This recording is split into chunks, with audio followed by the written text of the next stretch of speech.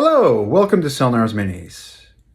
Today I'm going to go over what we covered in the last board bard painting class, but before we do that though, I do want to say, paint fearlessly. It's just paint. You can fix any mistakes. Please like, subscribe, and or comment to my video. It will help my channel grow, and I would like to reach more people to help more people and to share my joy of this hobby. So at the last board bard painting class here in Portland, I did a class on wetblending. Wetblending is a rather fun technique, but it does take some time getting used to. I went over with my students and said that basically you want to pick the two colors you want to mix together. You want to have an idea of what you're trying to go for. So you don't want to just take like black and white unless you want a gray in between. But if you want something like a purple, you need to know how to mix the two colors together to get the purple. So my recommendation is to start off with the colors closer to each other. I know a lot of videos show like the colors at the extreme end of a cloak or something of that nature. I recommend bringing your colors closer, and you may have to mix them several times to get the look you're looking for. And that's perfectly fine. In this video, I went over this miniature at least twice before I got the final result. I did show the initial mix between the two colors I used, which was yellow and red. I wanted an orange and a gradient in between. I got that. And I ended up making it look like a fire cloak, which was my ultimate goal. However, this miniature is not finished. I just used it to show the process of doing wet blending. So my recommendation on wet blending is just this. Take two brushes.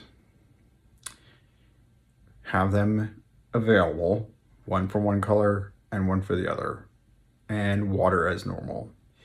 You could use a retardant to do this, but I kind of recommend when you're first starting doing this to take a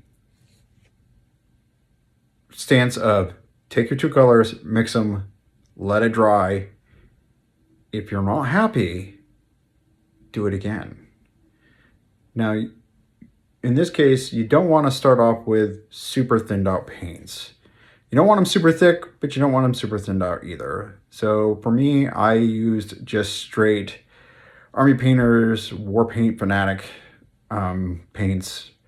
I used Dragon Red and Demonic Yellow, and I mixed them together. And they're not super thick. I let them dry. I applied them again. The second time a little bit further apart so I can get more of a gradient. But once again, if you're just starting this and you're just learning, I would have them close together.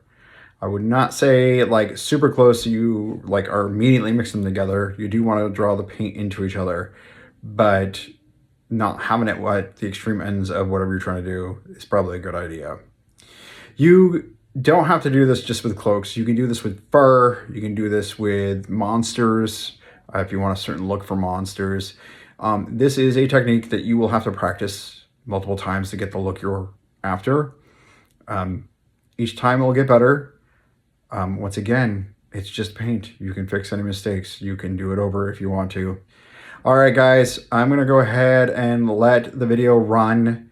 I'm not going to talk in this video. I did have a portion in which I had done the hat, but that video didn't turn out very well, so it's just the cloak this time.